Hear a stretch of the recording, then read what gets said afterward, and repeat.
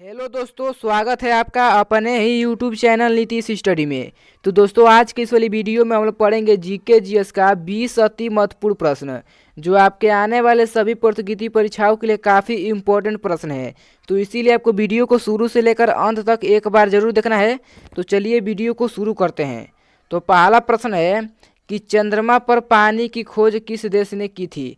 चंद्रमा पर पानी की खोज किस देश ने की थी? तो आपको याद रखना कि भारत ने चंद्रमा पर पानी की खोज की थी। तो इस प्रश्न का सही जवाब बचेगा ऑप्शन नंबर ए। अगला सवाल देखते हैं। दोस्तों, अगर आपको किसी भी सवाल का उत्तर पहले से आता होगा तो इसका उत्तर आपको कमेंट बॉक्स में जरूर बताना है। तो अगला प्रश्न है कि भारत की सबसे लंबी नदी कौन सी है। भारत की सबसे लंबी नदी कौन सी है? तो आपको याद रखना है कि गंगा नदी। गंगा नदी भारत की सबसे लंबी नदी है। तो दूसरा सवाल का सही जवाब बचेगा ऑप्शन नंबर डी।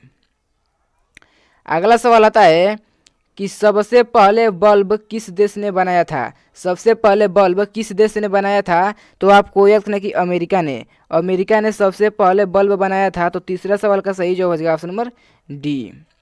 चलिए दोस्तों, अगला सवाल देखते हैं।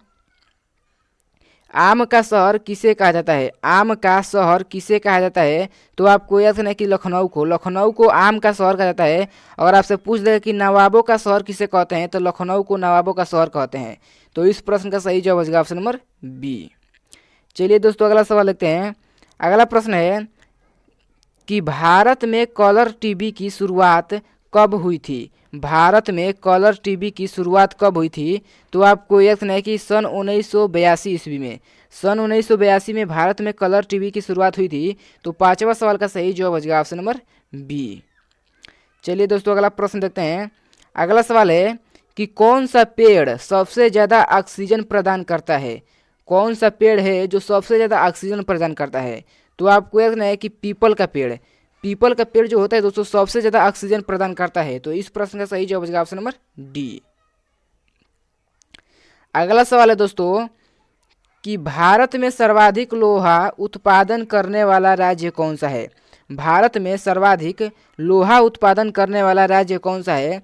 तो आपको याद रखना है कि उड़ीसा भारत में सर्वाधिक लोहा उत्पादन करने वाला राज्य है। तो इस प्रश्न का सही जवाब बचेगा ऑप्शन नंबर ए।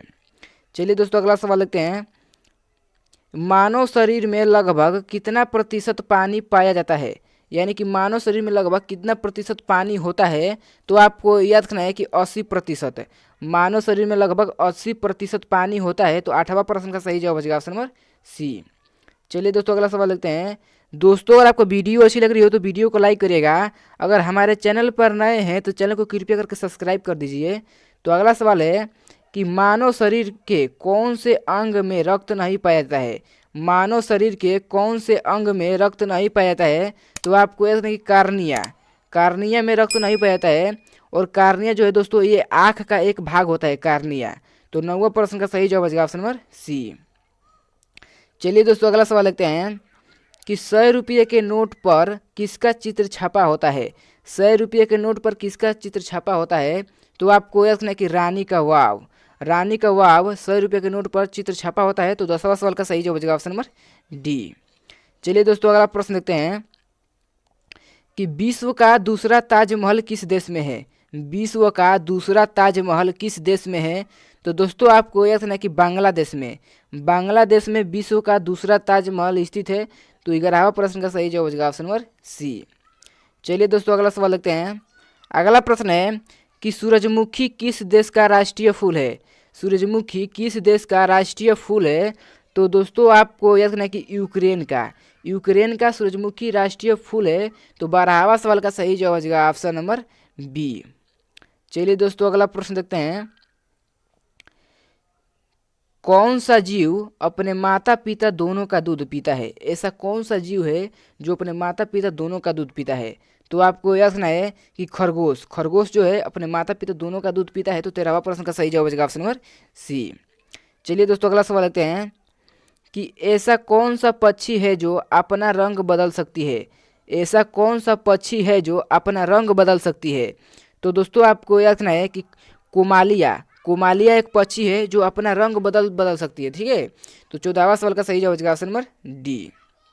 अगला प्रश्न दोस्तों कि बांस का सबसे ज़्यादा उत्पादन किस राज्य में होता है, यानी कि भारत में बांस का सबसे ज़्यादा उत्पादन किस राज्य में होता है।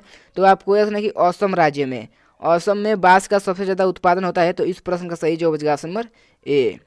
चलिए दोस्तों अगला सवाल लेते हैं। दोस्तों इस वीडियो में जो भी प्रश्न देख रहे हैं सभी प्रश्न इंपॉर्टेंट है, इसीलिए आपको वीडियो को ध्यान से और शुरू से लेकर अंत तक जरूर देखना है। तो अगला सवाल है कि गांधी जी की पत्नी का क्या नाम था। गांधी जी की पत्नी का क्या नाम था। तो आपको याद रखना है कि पुतली बाई। गांधी जी की पत्नी का नाम पुतली बाई था। तो 17वां सवाल का सही जवाब हो जाएगा ऑप्शन नंबर बी। चलिए दोस्तों अगला सवाल देखते हैं। अगला प्रश्न है कि बैंक ऑफ हिंदुस्तान की स्थापना कब हुई थी। बैंक ऑफ हिंदुस्तान की स्थापना कब हुई थी। तो आपको याद रखना है कि 1770 ईस्वी में, 1770 ईस्वी में बैंक ऑफ हिंदुस्तान की स्थापना हुई थी। तो 17वां सवाल का सही जवाब हो जाएगा ऑप्शन नंबर ए। अगला प्रश्न है कि राष्ट्रीय गान प्रारंभ करने वाला पहला देश कौन सा है। राष्ट्रीय गान प्रारंभ करने वाला पहला देश कौन सा है। तो आपको याद रखना है कि जापान। जापान दोस्तों राष्ट्रीय गान प्रारंभ करने वाला सबसे पहला देश है। तो 18वां प्रश्न का सही जवाब हो जाएगा ऑप्शन नंबर बी। चलिए दोस्तों अगला सवाल देखते हैं। अगला प्रश्न है कि लखनऊ से पहले अवध की राजधानी कहाँ थी।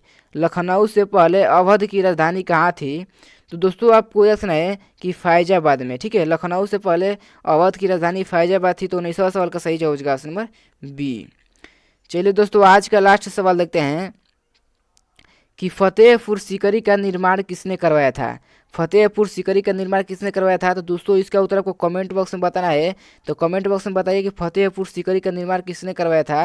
अगर आपको वीडियो अच्छी लगी तो वीडियो को लाइक करिएगा, हमारे चैनल को भी सब्सक्राइब कर दीजिएगा। तो चलिए मिलते हैं अगले वीडियो में, तब तक धन्यवाद, जय हिंद।